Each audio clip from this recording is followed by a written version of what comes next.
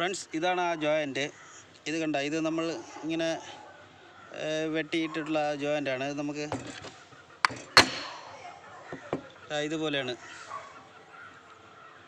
വെട്ടിയെടുത്തിട്ടുള്ളത്. അപ്പോൾ നമുക്കിതിനെ സെറ്റ് ചെയ്ത് ഉറപ്പിക്കാം.